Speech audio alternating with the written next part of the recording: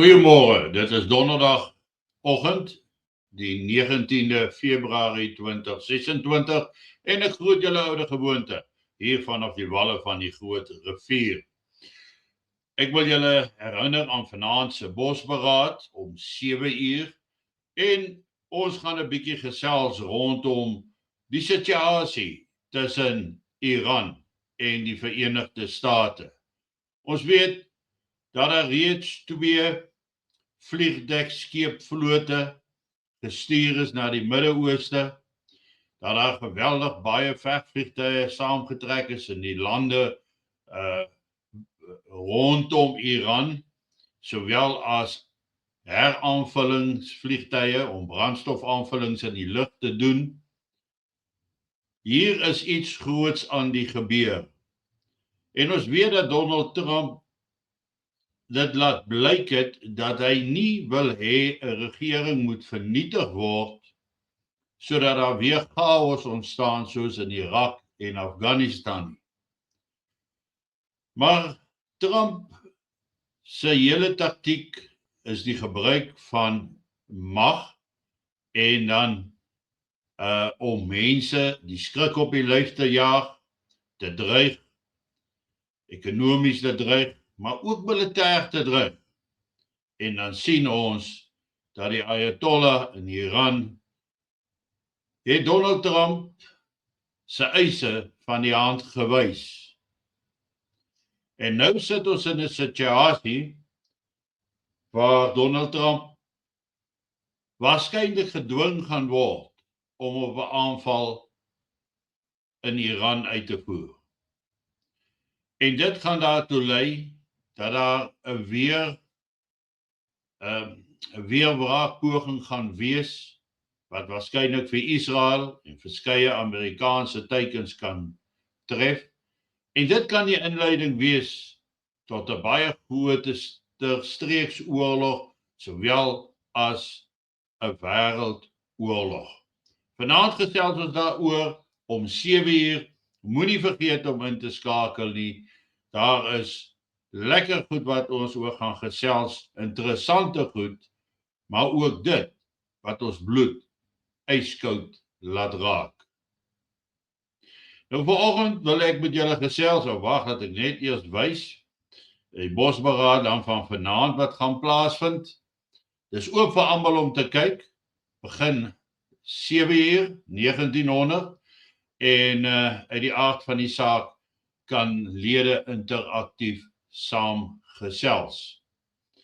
Nou, hier het ek 'n foto van suikerriet. Ons weet van die geweldige verliese wat gelei is nou met die groot reënval daar in Mosambiek. Hoeveel duisende hektare suikerriet het onder water beland, heeltemal onder water. En die skade is geweldig groot. Hierdie foto is geneem by Tongaat Hulits, daar in Natal, daar naby die dorpie Tongaat. Nou dit was 'n baie groot maatskappy, nog al die jare gewees. Julle ken self Hulits suiker, wat julle koop in die winkels, ons koop dit. En dit is al 'n suiker wat oor baie jare met ons saamkom, want Hulits was gestig in die laat 1800s daar in Natal deur 2 Britse manne, Edward Saunders en Sir Lee Hewlett, en hulle het die grootste suikerrolle beginne speel. 134 jaar later, en ons kyk na vandag, en ons sien dat die maatskappy Tongaat Hulits is besig om voor almal se oë ten gronde te gaan. Nou hoekom gebeur dit dat 'n maatskappy wat 134 jaar oud is, net eenvoudig in duie stort? Na apartheid tot 'n einde gekom het en al hierdie nuwe BEE reëls ingestel is, was groot dele en toe later meer en meer afgestaan aan swart beheer. Wat uiteindelik daartoe gelei het, dat hier by 2019 dinge nie meer goed gelyk het nie. Swart ekonomiese benamagtiging, onkunde, het sy tol beginne eis. Daar skandale, regeringsmislukkings waar hulle moes finansiering voorsien het, 12 biljoen rand is in die proses verlore gegaan. In 2022 is hulle onder besigheidsredding geplaas en dit het ook nie gewerk nie. So die klompie onafhanklike lede wat swart lede is, boere, is nou met hulle hande in die hare. Want waarheen nou met die suiker? Dit is vir my duidelik dat in hierdie afgelope 30 plus jare sedert die ANC aan bewind gekom het, het alle besighede 95% van wat hulle oorgeneem het ten gronde gegaan. Vat maar die Zebedela citrusplaas daar in Janine se wêreld, daar bo ergens. Die feit van die saak is, dis nou vir my duidelik dat hulle nie in staat is om te bestuur nie. Hulle is nie in staat of het die vermoë om groot maatskappye te bestuur en te hanteer nie. Dis dus vir my duidelik waarom daar verval dwars deur Suid-Afrika plaasvind. Hoekom daar geensins vooruitgang is nie en hoekom die nasionalisering of die onteiening van die oorblywende paar plase absoluut tot rampspoed vir Suid-Afrika sal lei. Behalwe die feit dat hierdie ikoniese bedrywe tot 'n stilstand gekom het, moet ons onsself die vraag vra, wat se invloed gaan dit hê op suiker, wat se invloed gaan dit hê op ons algemene lewenskoste, want suiker word in soveel produkte gebruik. Feit van die saak is, ons sien dit oral gebeur. In 'n land wat totaal en al onafhanklik was, alles self verbou het, self verwerk het, vermoëns geskep het toe daar sanksies teen ons toegepas was, die eerste land in die wêreld wat brandstof uit steenkool kon maak,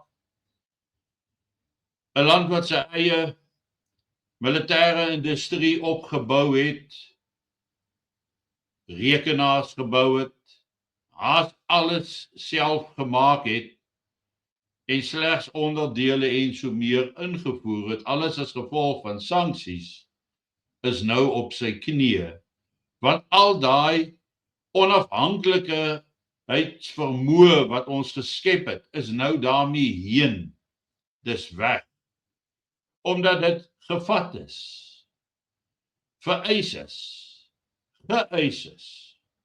en al wat nie verval nie, is die nuwe naamborde wat hulle opplak op vervalle dorpe. Ons moet 'n les hierin sien. En daai les is mense dat Suid-Afrika kan nie omgedraai word nie. Suid-Afrika sou nie gewees het waar hy is as dit nie was vir kolonialisme en vir die apartheidsera nie. En baie mense en baie swart mense sê die apartheidsera het dit met hulle beter gegaan, want hulle het hulle eie gebiede gehad, maar daar was werk vir almal en daar was kos vir almal. Nou sit ons met 'n 40% werkloosheid. Ons sit met 'n skoolkurrikulum wat niks werd is op die ou einde van die dag nie.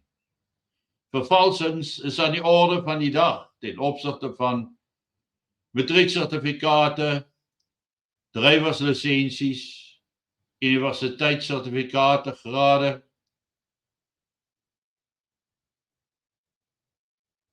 Ons is op 'n dwaalkolk op pad na onder met 'n spoed wat al meer toeneem. Ons kan nie die proses stop nie. En soos wat ek gisteroggend gesê het, dat oorlog sal uitbreek in Suid-Afrika. Glo ek dit gaan uitbreek.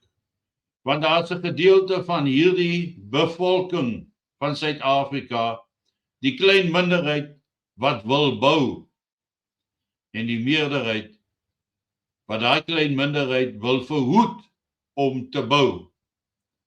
Gaan daar ergens op een of ander stadium 'n vonk ontvlam, verander in 'n magtige vuur,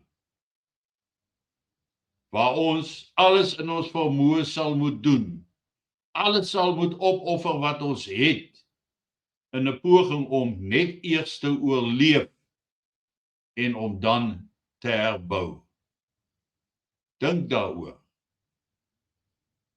Geniet vanoggend jou kondensmelk koffie en moenie vergeet om vanaand om 7:00 in te skakel na die Bosberaad en waar ons weer kyk wat al die buitelandse dinge wat aan die gang is, hoe dit ons in Suid-Afrika nog verder benadeel en vorentoe sal benadeel. Lekker dag, mooi loop.